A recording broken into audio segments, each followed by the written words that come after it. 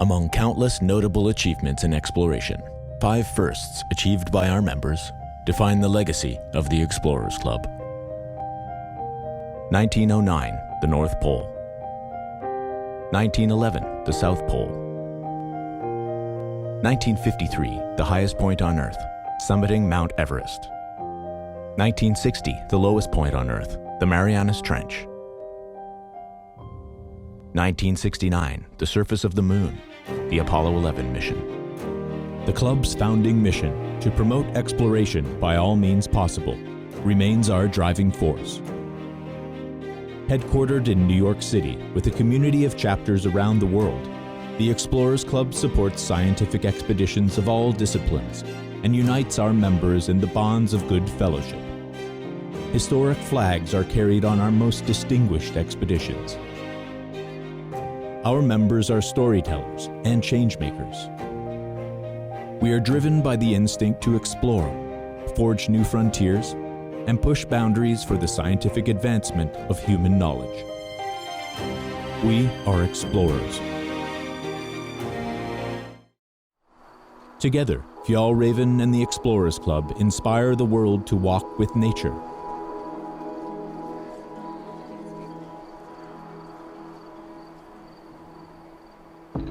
Join us each month for a thought-provoking and exciting new episode featuring explorers from around the world as they share their work and stories from the field.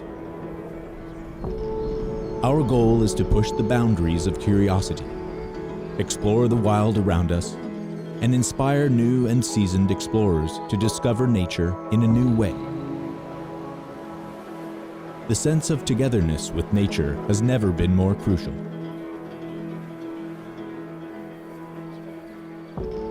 This is the Explorers Club Fjällräven Speaker Series.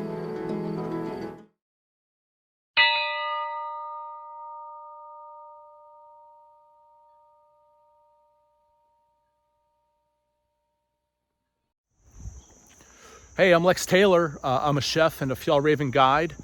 And an experience in nature that set me on my course was when I went and spent 2 months living in the Canadian Arctic in this Inuit hamlet called Pengnertung.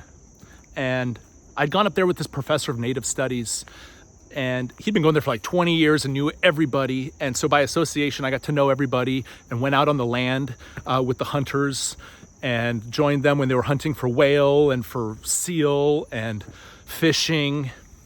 And I saw this community that used food and the hunting of food and the sharing of food to connect to itself, to the community, to the elders, and to the land, and to history, and to tradition.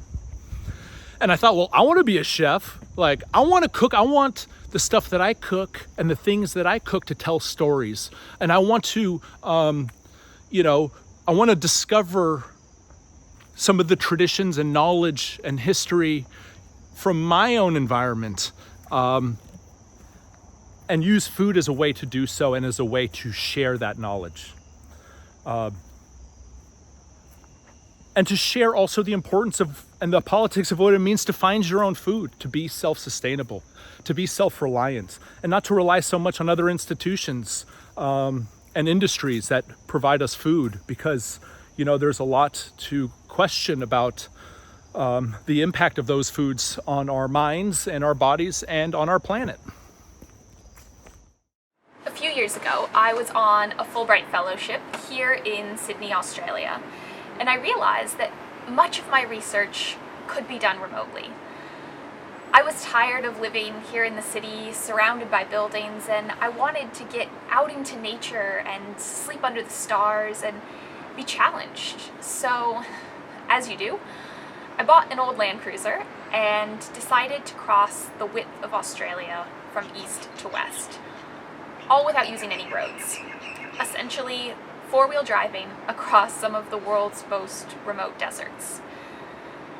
It was a big undertaking, but every week or so, I would try to find a town or a cattle station to reprovision and get some fresh food. Now, in the middle of the outback, what is essentially a trip to the grocery store is often a bit more complicated than your typical trip to Trader Joe's. Because first off, there are hardly any vegetables. There's a very small selection of canned food, typically fetching extraordinarily high prices. And there's meat, lots of meat. Now, given that the outback is in many places largely a cattle country, it makes a lot of sense, but none of this meat was butchered in a way that I was remotely familiar with. Now, I don't know about you, but the first time you are asked if you want to buy a half or a quarter of a cow, it is a tad confronting. But left with the choice of canned chickpeas that had expired, a half a decade ago, or a quarter of a cow, I went with the latter. And I found that when I was cooking this meat over the fire, this, outdoor cooking was the complete sensory experience. The burned fingers, the simplicity, often the meat falling in the fire, the adrenaline rush, it was all part of the process. And I found that there was some combination of these bizarre cuts of meat that I was not used to. The lack of internet telling me what I should be doing. And, a sheer lack of things to do in the outback in the middle of the night led me to really embrace dramatically cooking over the fire. And after these first few trial and error experiences, I realized that I really didn't have to be confined to what I, traditionally thought of as cast iron cookery or cooking over a fire, but could and should let my creativity flow. Doing things like trussing fish onto a stick when I didn't have a pan large enough, smashing a pumpkin that I had roasted over the fire with a shovel when I didn't have a sufficient knife, baking bread wrapped around a eucalyptus stick. Sort of like if Indiana Jones and Martha Stewart combined forces for adventure and food. I can't think of anything better. But these cooking experiences in nature allowed me to connect with the environment, my friends and family in a new and deeper way. And I absolutely loved it.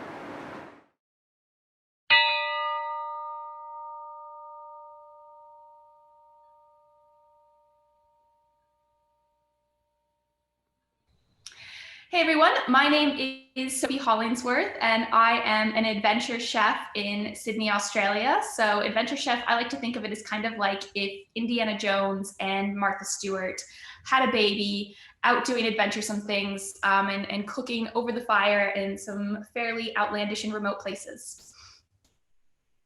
Nice. And Lex, over to you.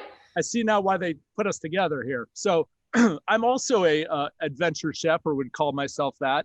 I'm a cookbook author and a sort of, I do a lot of traveling, and sort of these travels have really inspired me to learn about, new communities, and especially through food.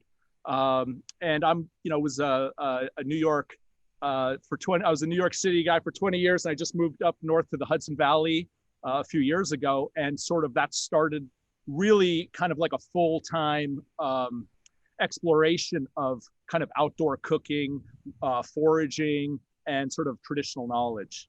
Oh, fantastic. So you're in New York.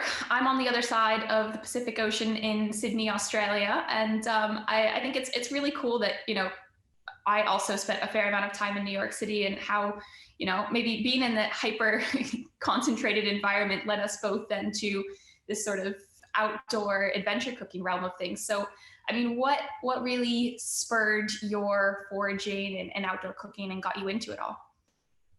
Well, part of it was, it was that kind of response to leaving the city and all of a sudden having just this beautiful nature available. But I was a barbecue chef for 15 years. And so that's a traditional knowledge, right? That's something that you don't go to school for. You just kind of do it over and over and over again. And I always loved that it was elemental, right? It's iron and it's wood and it's fire and it's like meat, and I always think of it as like, it was like the first human art, right? It was really what made us human, right? It was like humans sitting around a fire, right? In like this endless forest, like cooking meat, and like that really transformed humanity in the history of us, right? So I love being a part of that.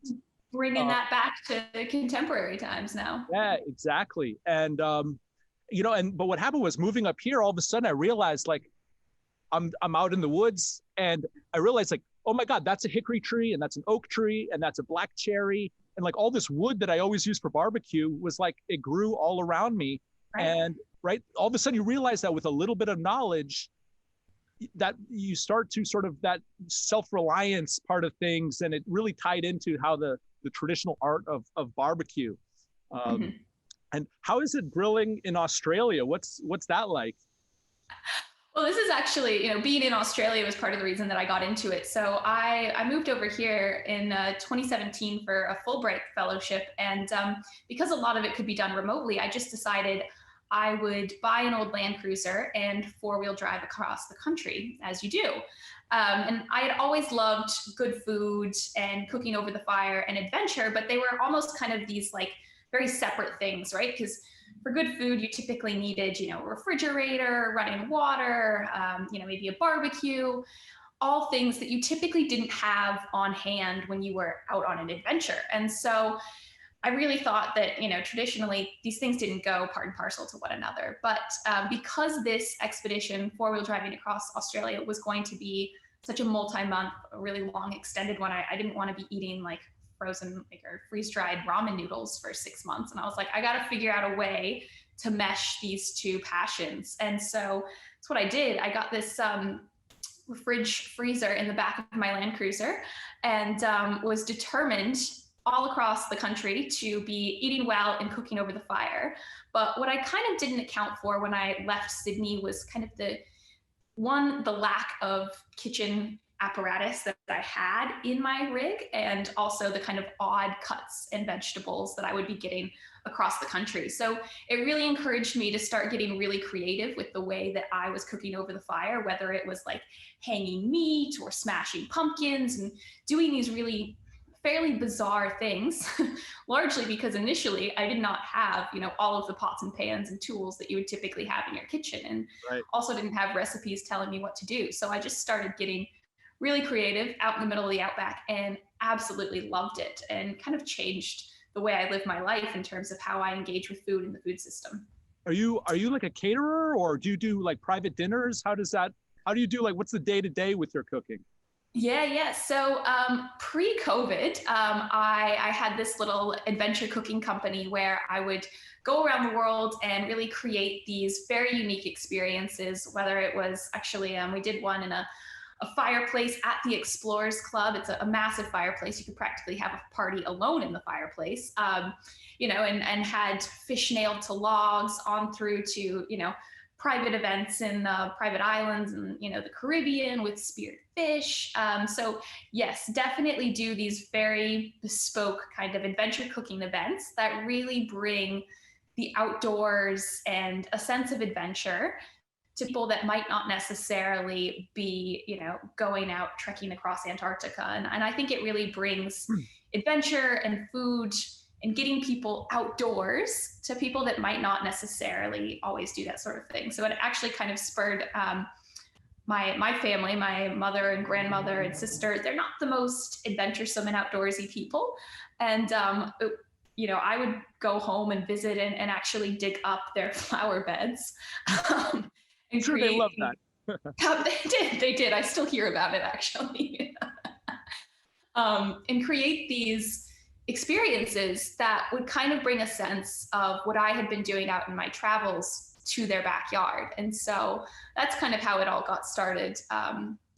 But I do live in Sydney, Australia now, so the fire cooking is a little bit stifled by the fact that our borders are closed at the moment. But what about you? How do you integrate foraging into? I know you do events as well.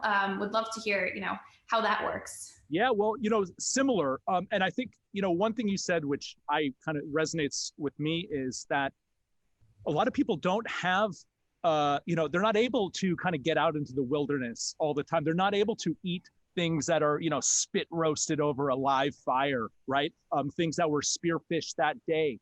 Right. And that's what keeps me going. It's not necessarily what got me into it, but it keeps me going because it's like, I realize the stories that you can tell through food, right? And so that's where actually, I guess, to answer that question about the foraging, there's a story to ingredients, right? Ingredients reflect our landscape. And so by understanding and learning these ingredients and using them, right, you're creating a connection. You're becoming a part of this story, the history of this area, right? I happen to be in the Hudson Valley.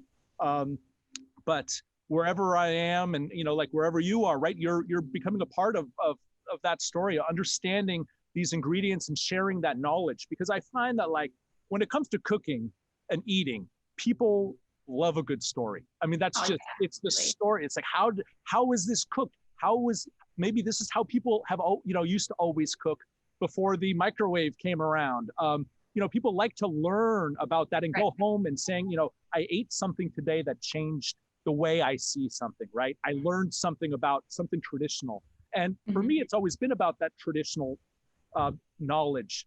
Not always, but the foraging really kind of overlapped with the barbecue, where the barbecue kind of first got me out into the woods. Yeah. But it's a slippery slope. When you start getting out in the woods, you start learning things, because pretty soon it's like, okay, I'm getting the trees down. And then it's what is that mushroom over there? Yeah, it's like, what is that mushroom? Now, unfortunately, I have to learn about mushrooms, like completely. And you get hooked on it, because it's like the more things you learn when you're out in nature, it's the more levels of clarity, the more closer relationship you have with the woods. Whereas, I always say, but like, I used to always see the woods as a blur of green and brown. There was nothing I really saw specifically. And when you start to understand the trees and the plants and the fungi, when you walk out there, it's like, I recognize so many things, and I see them in different states depending on the rain and the weather and the season. And you just start to create this really profound relationship with the natural world. And so, what's that? And appreciation as well. Yeah. And that's what it's all about. And then it's like, pretty soon, I haven't been doing the foraging for that long, maybe 4 years. But in that time, I've begun to see patterns in nature. And I start to see things where I start to get worried when it's not raining. And I start to think, oh my God, this time last year we had a drought. Are we going to have another drought this year? Is this going to become a trend? Right? And all of a sudden you start to you become engaged in nature and weather and climate. And you have a much more closer experience with that. And that's part of the reason. My background's actually in environmental science, so it may seem like a weird segue for them to be, into the food scene, but really it's because they are so hyperly connected. And I think we have this kind of normalized disconnection where, most people just go to the supermarket and, they buy all these things encased in plastic, and it's really hard to see that connection. But when you do start, whether it's, foraging or fishing or growing your own food, or even, just buying more local and getting to know your farmers, your local butcher, your fishmonger, it really creates this far deeper, I think, connection to the environment, to the food system.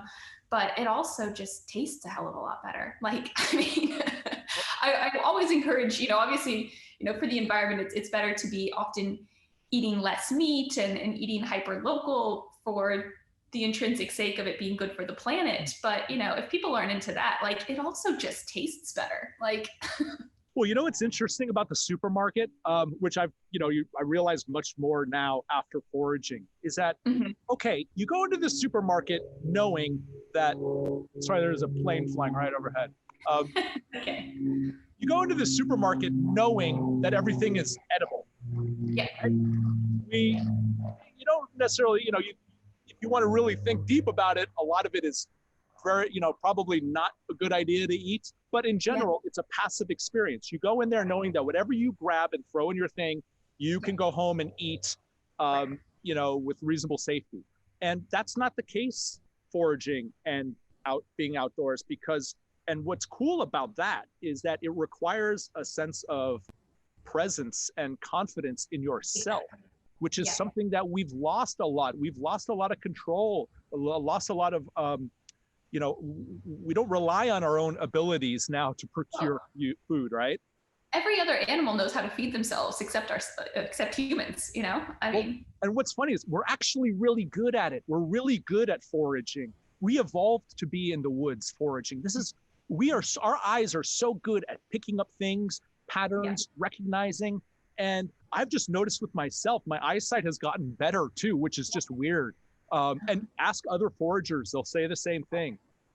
You get an awareness and you get a sense of confidence. I got a much more sense of confidence myself that I have this power, this skill, this resource to be able to sort of survive on my own in the wilderness and know what's edible and what's not. And what's funny story is that people always, when they see me, rustling around in the bushes, they ask me what I'm doing. I say I'm foraging for mushrooms, and they almost always say, be careful not to pick a poisonous one.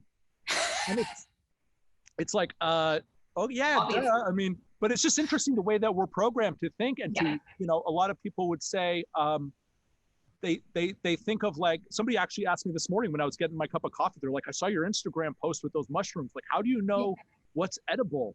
And it's like, you're right. There's so much out there, but you start with, the few safety things, right? The few safe things, and you learn slowly, and you learn being with other people and doing it as a sort of embodied knowledge, right? As an embodied practice, not through a book. Because if you look at it through a book, it's like this, all of this looks the same to me, right? It's a very scary prospect. But when you do it, no, that would be me trying to learn here in Australia. Pretty high stakes, given that everything here is trying to kill you.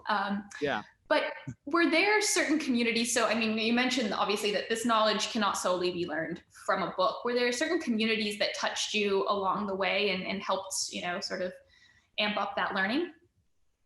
Yeah, well, I spent about 8 weeks in the Canadian Arctic in this hamlet called Pangnerton. There's this Inuit community, and it was like, it was the craziest thing ever.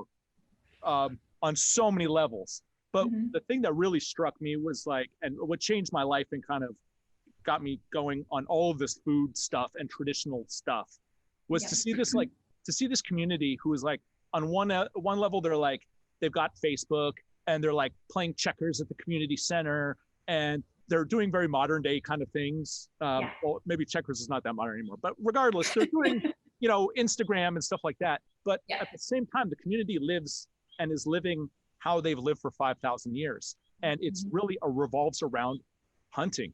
It's a hunting community, and hunters, they eat seal and whale and walrus and all kinds of stuff. And it's a shared act. So when people bring in food, they go around and they share it with everybody. Very communal. Yeah. And it ties people together. So the traditions that they have, right, of hunting certain foods at certain times in certain ways with elders, with certain people in the community, becomes the identity, right? It becomes something that, your food becomes your identity, or the ways in which you do that. And I always thought, man, I don't have that. Like, what is my, I grew up in this, in the US. It's like, what do we have? We've got Little Debbie cakes and like this sort of, fast food stuff. And it's like, I don't want that to be the case. There was a history here. There is a history. Yeah, a lot of it's been severed, but there are ways to get it back. And a part of that, at least for me, is being out in the woods and doing that. So what about you? Like, what's your craziest cook? It was actually probably in the beginning of all this getting started. I was in Alice Springs, so right in the middle of Australia, and we were getting ready to cross the Tanami Desert and head up into Western Australia. So, essentially like crossing half or 3/4 of the US, just for size comparison. So a massive, massive distance that we'd be covering. And there were going to be no opportunities to reprovision from, point A to point B. And so we're trying to buy, things that would last, that were not canned. So one of these things that we found a lot of was pumpkins. And so I was like, great, we can, sustain ourselves on pumpkins for a pretty serious amount of time. So once we had, eaten all the fresh stuff, we got to said pumpkins and we're roasting them over the fire. Obviously this takes quite a while. I'd never cooked a pumpkin over the fire, mind you. Yeah. And didn't really think about the fact that when it came time to cut said pumpkin, I only had a pocket knife. Mind you, it was a great pocket knife, but it was only about this big, and my pumpkin was massive. So I had this kind of like interesting moment where I really did not know how on earth I was going to serve up this pumpkin to my friend and I that were on this adventure. And it occurred to me that while I did not have any tools in my sort of camp kitchen that would help me with this, all of my four-wheel drive recovery equipment was like there and ready, whether it was axes and shovels. And so I was like, why don't we smash the pumpkin? And so we're literally on this cliff in the middle of Western Australia. And it was pretty intense because I come around from the side of the four-wheel drive and I'm like, we're just gonna smash it. And that is what we did. And I mean, the pumpkin went everywhere.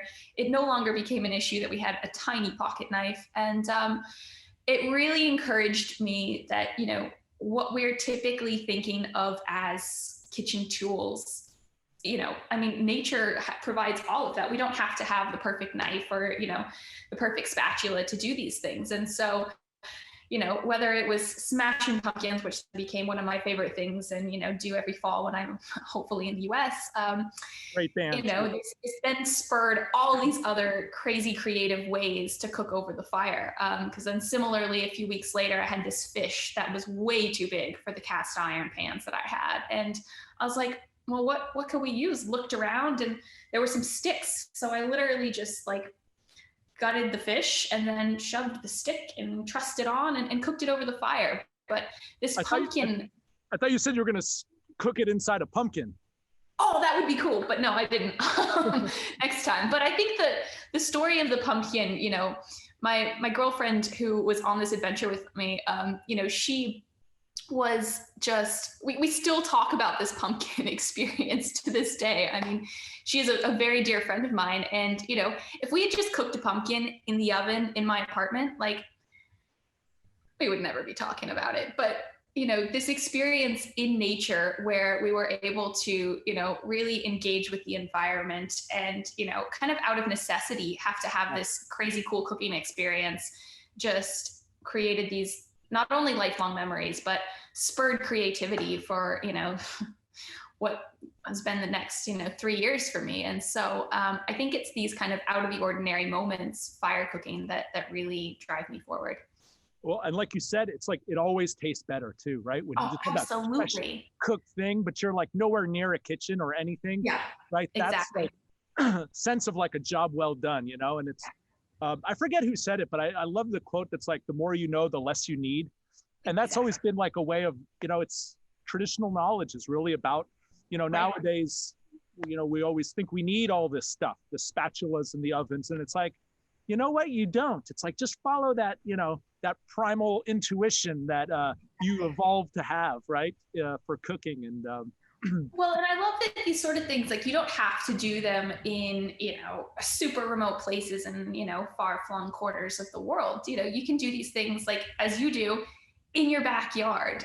You know, you don't have to be on an adventure, especially now when we're all kind of probably traveling less. You know, these things can happen in your backyard, maybe not on a weeknight when you're working, because they do take a fair amount of time, but it is something that you can really easily do, you know, on the weekend, have your friends over outside and get people outdoors. Cause I think that's something that, you know, oh, a leaf just fell. It's clearly I know, fall. I saw that. I was like, that's pretty cool. Right Yeah.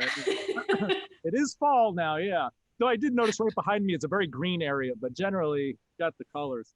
No, exactly what you said. And it's like, these outdoor cooking things are a great way to get people, and foraging too for that. I mean, any of these things, I found actually for COVID, it's been a great way to get people outside, right? It's like, I'm sick of doing Zooms all day. Like, let's get out and like try some, you know, some walks in the woods. And one thing I've noticed with foraging when I take people out is that everybody that's ever gone out foraging with me has always wanted to go foraging again. And it's not me, like, it's just, it's such a rewarding experience, right? It's like, oh my God, I can do this. I can be self-reliant. I can learn about the things that grow around me. And through that, connect with nature in a way that I normally wouldn't. So what would you tell someone who wants to get into foraging? Like, what would be their sort of like the first entree into it? You know, I mean, I think the main thing is to go out and do it. I would say probably just get outside and walk around, it's just start picking stuff. start picking stuff. Yeah. Well, I mean, go out. The best thing that helped me was to join some mycology forums in my area. Yeah. And then what you do is, so I've got friends that are foragers, and so we'd go out, and like I said, it's really one of these things that's best learned with others, right? Not through a book. A book is great once you already know a lot. And then it's like, wait, I forgot, is the spore print brown or purple? Oh, let me refer to a book for that. But for the original, for the beginning parts, you want to be out there, take photos of the things that you find, post them on forums. Forums are a great way because you'll instantly get 30 people that are just like, show me the spores on this side or show me this. And it's like, you know what I mean? And then once, they all agree on something, you're like pretty certain. That's it. Yeah. Because people are very, in the mushroom community, mycology community, people are very serious about, obviously, proper identification. Right.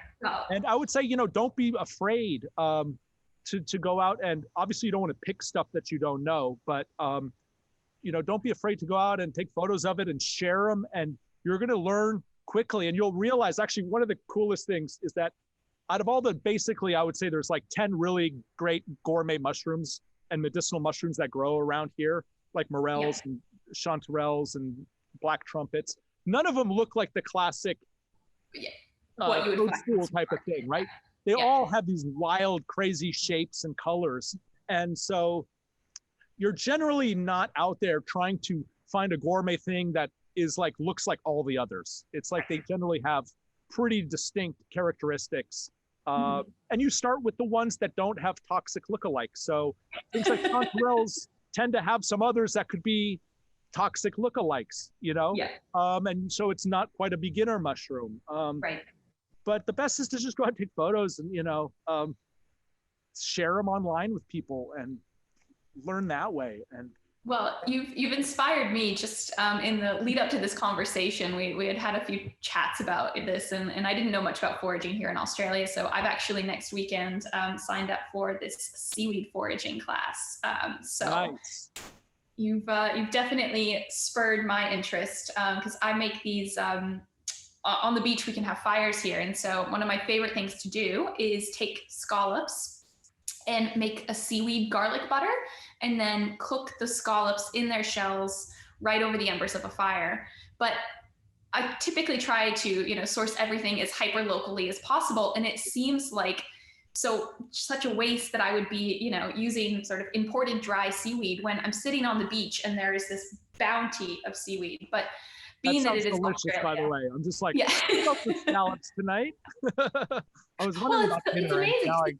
Now I got it. It's also super easy. It's a very simple way to get into fire cooking because, it's kind of, it's not like you've got some massive animal over a spit, it's a scallop that's pretty simple and it takes all of, 2 minutes to do. But wanted to start integrating even more that I could forage myself into it. So, So yeah, next weekend I am starting my foraging journey to then bring into my fire cooking. Well, and what you said about, using seaweed and learning about seaweed, isn't that, that's like the greatest feeling when you realize like, oh my God, this seaweed is edible. And not only is it edible, it's delicious and it's nutritious, and I can use it here and I can share that knowledge with people, and I can use it as a tool, not just as flavor, but to also help to cook and to do all these things. And amazing. It's like you're always learning new stuff. And it's like the more I learn, it's like the more you realize how little I know and how much there is to explore out there. And just to get into the marine side of things, I'm sort of starting here with, the woods and deciduous forests, but, there's... I'm going to start with the ocean. So what would you say if there were do you have any key pieces of gear or kit that are essential to your cooking and foraging to sort of get somebody started into it? Yeah, well, we had sort of talked about that, and I was like, let me think for the video what would be my two things. I'm like, it's pretty easy, and I brought them out here. Always got to show up gear. I'm just a gear nerd. So first thing, for mushroom foraging and for all that is those basket backpacks. They're like kind of bushcraft. They're really nice because they have a rigid shape. Right. Kind of great for like throwing tools in, but really also good for like obviously mushrooms. A lot of people carry baskets with them. I like these sort of basket backpacks. I don't have one at the moment, but I do have like a pack like this, which is it kind of holds its own shape based on like the top of it. So it's one of these things where it doesn't collapse on itself. Okay.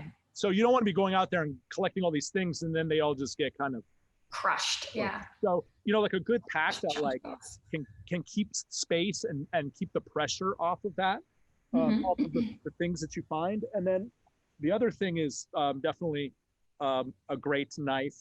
Yeah. This one happens to be, we talked about, well, in terms of traditional knowledge, Horace Kephart was a guy, an explorer who lived with Native Americans and recorded like everything that he learned in these two parts of like, it's called like Camp and Woodcraft, or Camping and Woodcraft. There's like 2 volumes. And anyways, amazing books with traditional knowledge, but he designed this type of knife based on the tools that were kind of available to him and what Native Americans have been using. And just what's great about it is it's a very thin knife, so it's great for foraging, and like it doesn't split things in half. It's got a sort of a nice cut, and it's a nicely balanced, nice knife. And it's also, this one happens to be like an O1 tool steel or something. I mean, it's like great for batoning and splitting wood. So it's like kind of everything you'd want to do for camp cooking, from cutting wood to processing mushrooms and food and stuff like that. So, those are the 2 things I've always got, a nice pack for the big hauls that you find or you hope to find, and then, a knife. Knife is definitely on my list as well. What do you got? What's your go? I would say like welding gloves, because I have a penchant for literally moving logs on fire. So welding gloves are pretty critical to my kit. And then sometimes here in Australia, I'll find myself in a desert and there is very limited wood in terms of what I could use to truss things or hang things. So I keep a backup grill plate on the spare tire of my 4-wheel drive, which is an absolute savior. So that just looks cool, probably driving down the street, right? That just must look awesome driving down the street with the big grill on. It does. I work at a big sort of accounting consulting firm here in Sydney. And it's pretty funny when I drive into work with my like adventure rig and like the grill plate on the back. People are just like, what is she doing? Yeah. That's a great scene. Awesome. But the knife is critical as well. So what you said about gloves too is like, I've always got a good pair of work gloves because when you're trying to make cooking with a fire, the last thing you want is like, you've got tongs, or you want to be able to just grab things, move things up. Yeah. Whether it's like cast iron or something that fell into the fire. Particularly when I started, I had a lot of things falling in. And so, if you're going to try and salvage it. Right. Do you have any cooks coming up now with the COVID? Is it possible to do that at all, or? Look, we're on a very strict border lockdown. Most of my fire cooking for, clients and friends was actually in the US and the Caribbean. So no cooks planned there, but here in Australia, doing a little bit more locally in the backyard. We've got an Oktoberfest cook coming up. So gonna hang all sorts of things over the fire. We've actually even brewed our own beer for it. And then hopefully going up and doing some 4-wheel driving and cooking on the beach soon. But I think this whole time has really inspired this hyper locality because we have a very strict border closure. So we are not going anywhere anytime soon. But what about you? You have a lot more freedom in America. So yeah, right. Yeah. I don't want more freedom, actually. I'd like us to be safe. I'd like us all to be safe. No, well, right now we're in the heart of fall.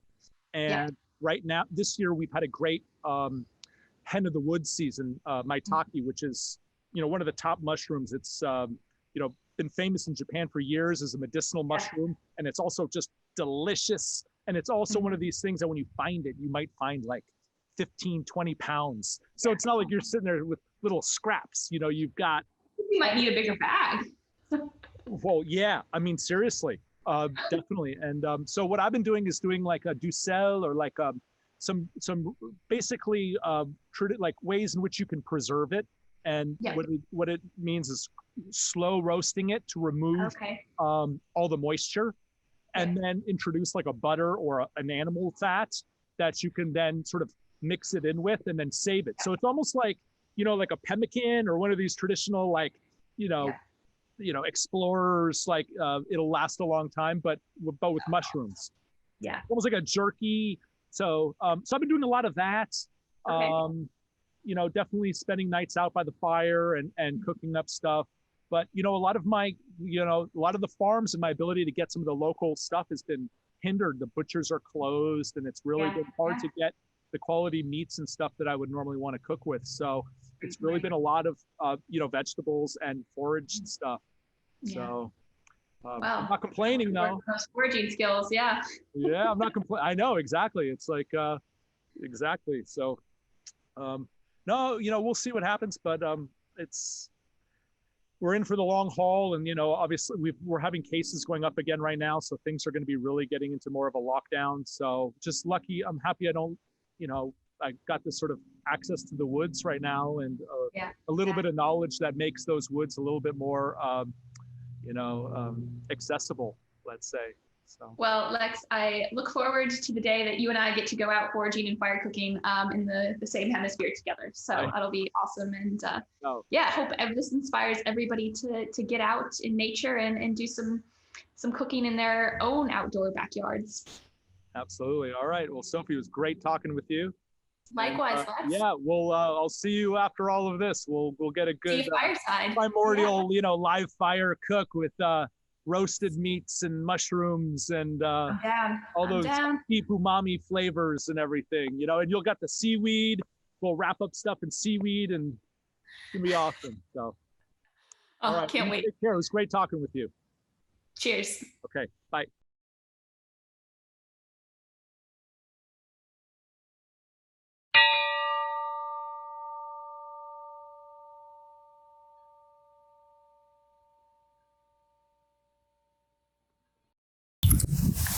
The realization of the important role that insects play in our lives really changed my life.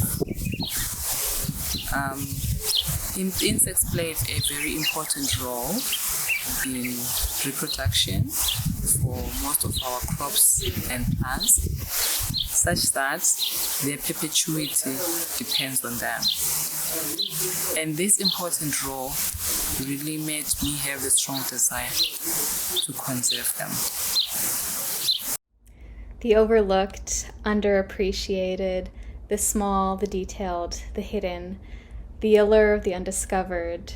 These aspects of nature and exploration continue to inspire and motivate me. I think our purpose here is to extend compassion, and my compassion extends to those I feel I can help. I don't always feel like I can save the world, but if I can help a beetle or save a spider, I know I'm doing my part.